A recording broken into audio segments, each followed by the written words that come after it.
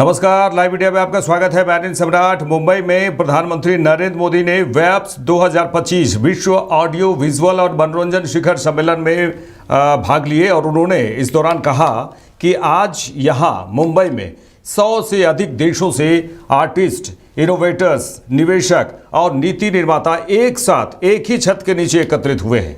इस तरह से आज यहां ग्लोबल टैलेंट और ग्लोबल क्रिएटिविटी के एक ग्लोबल इकोसिस्टम की नींव रखी जा रही है।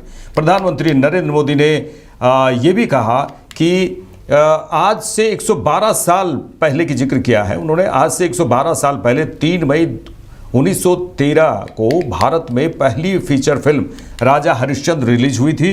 इसके निर्माता दादा साहेब फाल्के जी थे और कल ही उनकी जन्म जयंती थी। और उन्होंने ये भी कहा कि बीती एक सदी में भारतीय सिनेमा ने भारत को दुनिया के कोने कोने में ले जाने में सफलता पाई है। हर कहानी भारतीय संस्कृति की आवाज बनकर दुनिया के करोड़ों लोगों के दिलों में उतरी है। साथियों, आज यहां मुंबई में 100 से अधिक देशों के आर्टिस्ट, इनोवेटर्स, इन्वेस्टर्स और पॉलिसी मेकर्स एक साथ एक ही छत के नीचे एकत्र आए हैं। एक तरह से आज यहां ग्लोबल टैलेंट और ग्लोबल क्रिएटिविटी के एक ग्लोबल इकोसिस्टम की नींव रखी जा रही है। World audio visual and entertainment summit यानी वेव्स, ये सिर्फ एक्रोनिम नहीं है, ये वाकई एक वेव है। साथियों, आज 1 मई है। आज से 112 साल पहले 3 मई 1913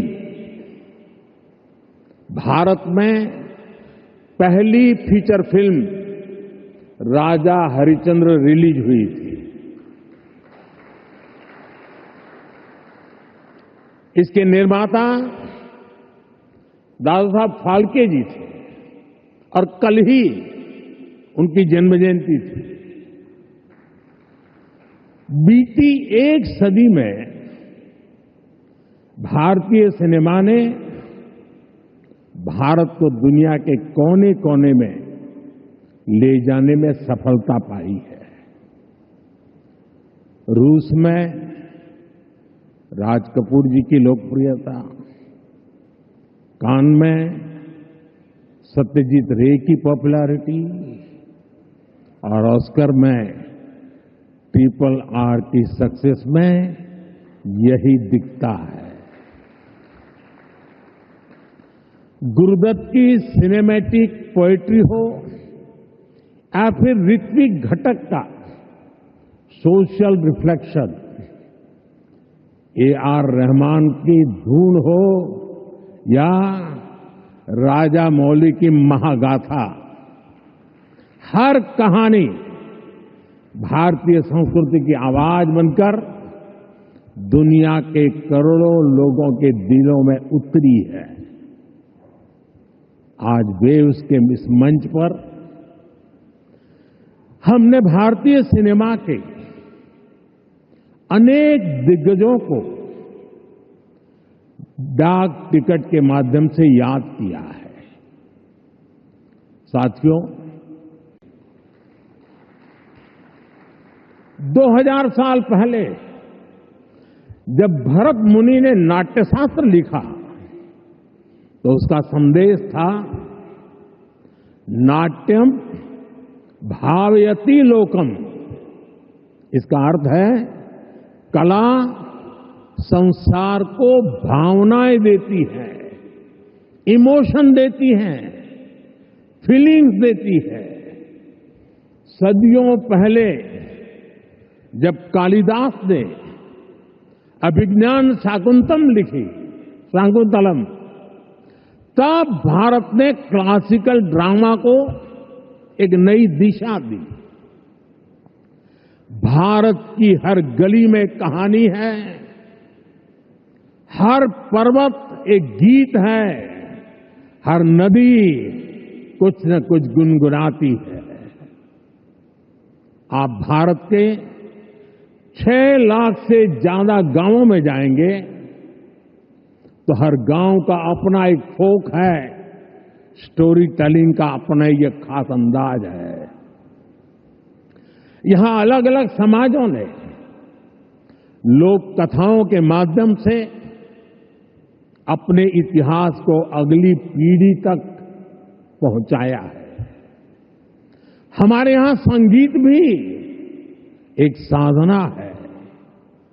भजन हो, गजलें हो, क्लासिकल हो या कंटेम्पररी, हर सुर में कहानी है, हर ताल में एक आत्मा है।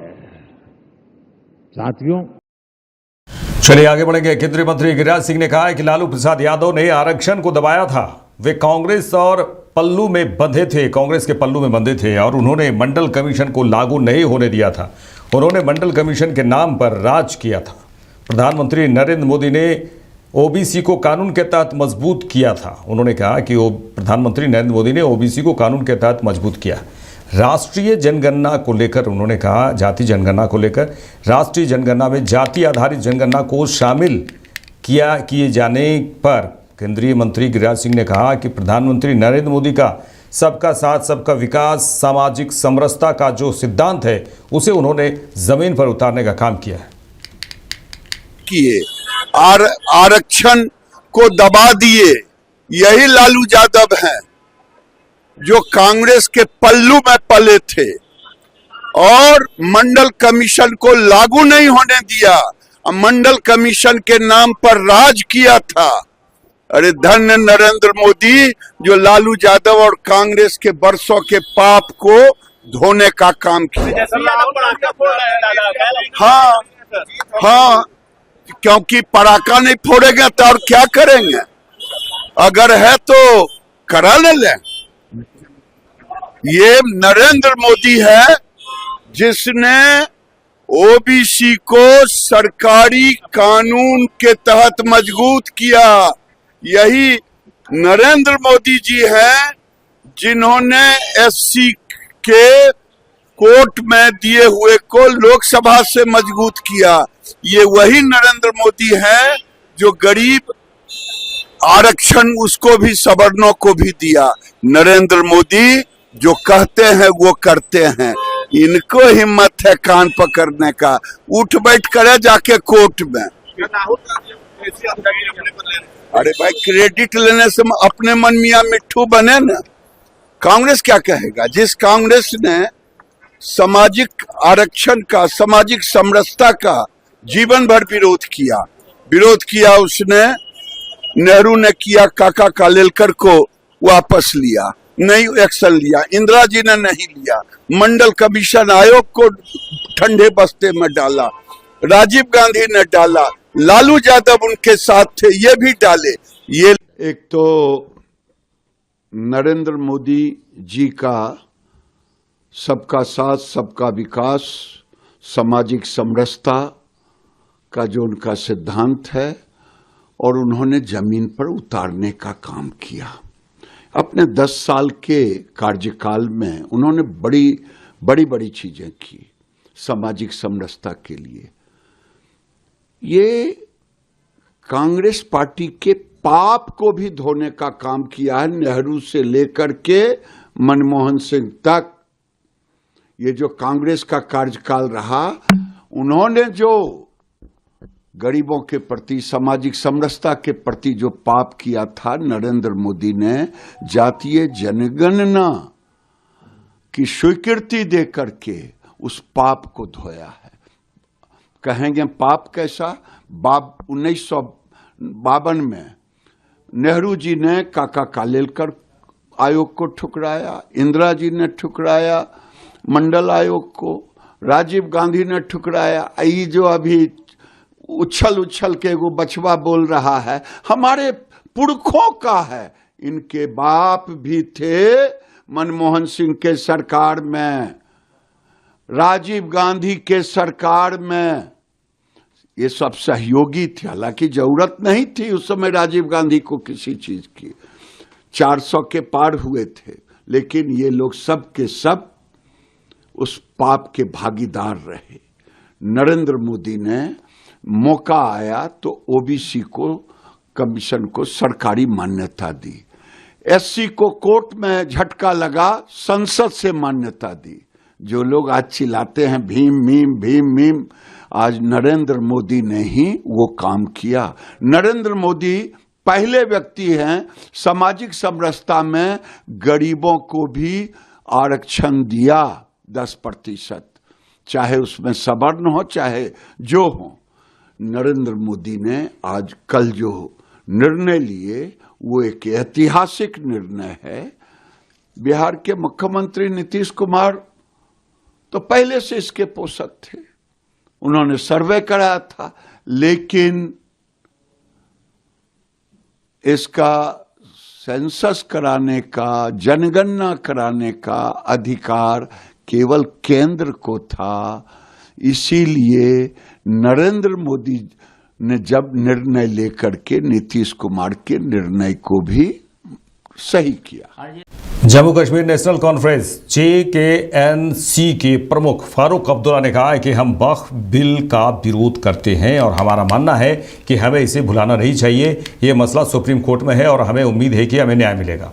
पहलगाम की घटना बहुत दर्दनाक है, उन्होंने कहा, और उन्होंने ये भी कहा है कि मेरा मानना है कि जो भी इंसानियत को जानता है वो इस बात से सहमत होगा कि ऐसा होना चाहिए। सबसे ज़्यादा नुकसान जम्मू कश्मीर के लोगों को हो रहा है, इसमें कोई शक नहीं है कि ये सुरक्षा में चूक है, खुफिया चूक है। उन्होंने कहा, उन्हें ये भी कहा कि उन्हें ये पसंद नहीं आया होगा कि हमारे लोग अच्छा कर रहे हैं, हमारे लोगों ने प्रोपेगेंडा फैलाया कि इतने लोग आ रहे हैं, ये हो रहा है, वो हो रहा है।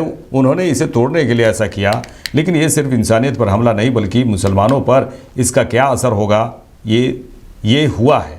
पहले से ही नैरेटिव चल रहा है कि मुसलमानों को ख़त्म कर देना चाहिए। ये उन राज्यों में था जहां भाजपा सत्ता में है, हम इसका मुकाबला कर रहे थे।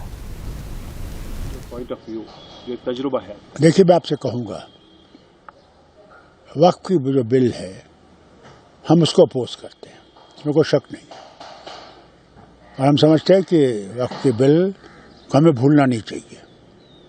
वो आज भी मुद्दा है और सुप्रीम कोर्ट के पास है। हम उम्मीद करेंगे सुप्रीम कोर्ट हमसे जस्टिस करेगी। एक तो वो है। पहलगाम का वाक़ा जो है ये दर्दनाक है, बहुत दर्दनाक है। मैं नहीं समझता हूँ कोई भी इंसानियत को समझने वाला, इंसानियत को जानने वाला ये कबूल करेगा कि ऐसा होना चाहिए। नफ़रतें इससे बढ़ जाती हैं। अब किसका ये मकसद था कि नफ़रत पैदा करें? क्यों करें? उससे उनका क्या फ़ायदा होगा? क्योंकि कश्मीर उससे तो फैसला हो नहीं सकता। वो कहते हैं हमारी शाहरग है, ये कहते हैं हमारा अटूट अंग है, और ये बीच में हम लोग मर रहे हैं। कभी कोई इंसिडेंट हो जाता है, आपने खुद देखा कई इंसिडेंट हुए। हम तो 30-35 साल से यही देख रहे हैं, इससे हम निकल ही नहीं रहे। और सबसे ज़्यादा नुकसान जम्मू कश्मीर के अवाम का हो रहा है, किसी और का नहीं हो रहा, जम्मू कश्मीर के अवाम का हो रहा है।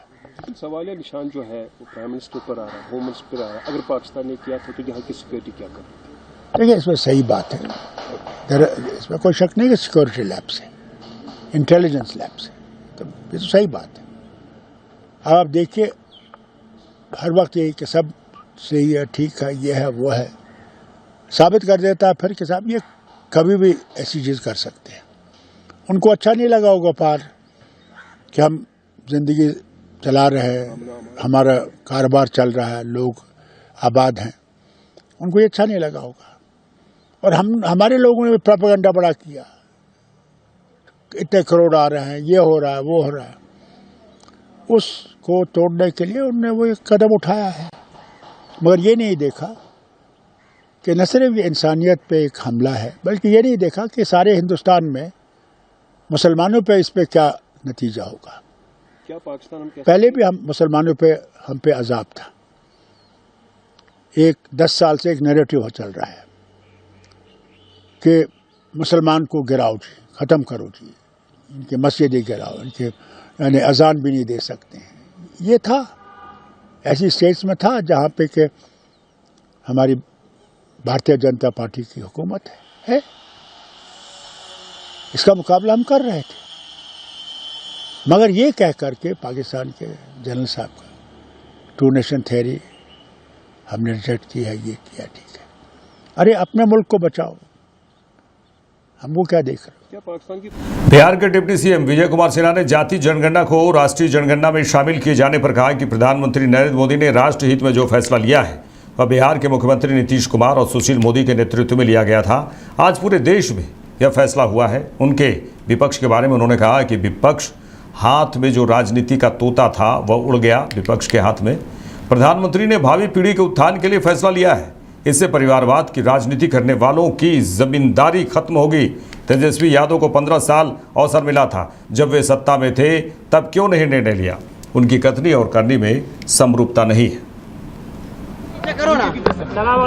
देश के प्रधानमंत्री नरेंद्र मोदी जी राष्ट्र के हित में जो निर्णय लिए हैं, बिहार में भी हम लोगों ने जब सत्ता में थे उसी समय मुख्यमंत्री नीतीश कुमार जी और श्रद्धेय सुशील मोदी जी के नेतृत्व में ये निर्णय हुआ था और हम नेता प्रतिपक्ष के रूप में इसका समर्थन भी किए थे। और आज ये पूरे देश में लिया गया है जातीय जनगणना, और ये इन लोगों के हाथ में जो राजनीति का तोता था वो उड़ गया, बौखला गए हैं, परेशान हैं। अब कई रूप बदल करके इनकी कई भाषा भी निकलेंगे, लेकिन राष्ट्र के हित में, उसके विकास के हित में, आने वाले भावी पीढ़ी के उत्थान के लिए प्रधानमंत्री ने निर्णय लिया है। स्वागत है, और इस निर्णय पर विकास की गति बढ़ेगी। ऐसे परिवारवाद की जमींदारी का जमीन खिसकेगा। ये लोग ज्यादा दिन अब राजनीति नहीं कर पाएंगे जब जमीन से जुड़े लोग आगे आ जाएंगे। तो तेजस्वी यादव वो क्रेडिट ले रहे करे कि हमने सरकार में मुख्यमंत्री थे तो जाकर मिले और हम करवाए और जश्न मना रहे। अरे तेजस्वी यादव जी 15 साल अवसर मिला था, क्यों नहीं बोल पाए थे? ये निर्णय तो जब बीजेपी सत्ता में थी तब हुई थी, आप तो उस समय विपक्ष में थे। ये लोग सिर्फ भौकाल बनाता है, करनी कथनी में समरूपता नहीं है। भारतीय जनता पार्टी आज लोगों के हित में आरक्षण भी दिया, लोगों को रोजगार उत्थान का अवसर भी भाजपा ही देगी। राहुल गांधी वो ट्वीट कर कहा था कि मैंने कहा था ना मोदी जी को कि करवा कर रहेंगे जाति जनगणना। राहुल गांधी जी को लंबे समय तक सत्ता में अवसर मिला, सिर्फ बात बना रहे हैं। जातीय उन्माद फैलाने का, समाज को बांटने का, सामाजिक सौहार्द खत्म करने का सिर्फ रणनीति राजद कांग्रेस के कल्चर में समाया है। लेकिन भाजपा एक राष्ट्र श्रेष्ठ राष्ट्र, सबका साथ, सबके विकास के भाव को ईमानदारी से निभाता है। और उन्होंने देखा कि इनके गंदे मानसिकता सिर्फ सामाजिक ताना बाना को तोड़ने के लिए है, विकास के लिए नहीं। प्रधानमंत्री जो निर्णय लेते हैं उसकी अगली प्लानिंग भी उत्थान और कल्याण का कर लेते हैं। बिहार के डिप्टी सीएम सम्राट चौधरी ने जाति जनगणना को राष्ट्रीय जनगणना में शामिल किए जाने पर कहा कि प्रधानमंत्री ने देश के सपने को पूरा करने का काम किया है और जातिगत जनगणना की शुरुआत होने जा रही है। चाहे कांग्रेस की सोनिया गांधी हो, राहुल गांधी हो, लालू प्रसाद यादव हैं, हमारे मुख्यमंत्री नीतीश कुमार हो, सबके सपने को पूरा करने का काम प्रधानमंत्री नरेंद्र मोदी ने किया है। तेजस्वी यादव के बारे में उन्होंने कहा कि जिनके पास 4 सांसद हों उसे हम क्या श्रेय दे सकते हैं। लोकतंत्र में जनमत होता है, राजद को काम करना नहीं आता। इस तरह देश के यशस्वी प्रधानमंत्री जी ने इस देश के सपनों को साकार करने का काम किया और जातीय जनगणना की शुरुआत की। हमारे प्रभारी मंत्री सभी जो 21 मंत्री हैं सभी जिले में जाकर इसके प्रेस कॉन्फ्रेंस भी करेंगे और इस देश में जितने लोग हैं चाहे वो कांग्रेस पार्टी की सोनिया गांधी जी हो, राहुल गांधी जी हो, लालू प्रसाद जी हो और हम लोगों के मुख्यमंत्री आदरणीय नीतीश कुमार जी हो, सबके सपनों को पूरा करने का काम जातीय जनगणना करके आदरणीय प्रधानमंत्री जी ने किया है। और बिहार के विकास में हम क्या योगदान कर सकते हैं, हमारे मंत्री लगातार इस समीक्षा कर रहे हैं और विकास को आगे ले जा रहे हैं। अब भाई देखिए चार एमपी वाला को क्या क्रेडिट दूं मैं। लोकतंत्र में जनमत होता है, सरकार होता है। प्रधानमंत्री कौन है? देश के यशस्वी प्रधानमंत्री नरेंद्र मोदी हैं। कैबिनेट से पास किसने किया? नरेंद्र मोदी की सरकार। क्योंकि राजद को काम करने का तरीका पता नहीं है, उनको लगता है कि सब जमीन हमारा ही है, हम ही हड़प ले।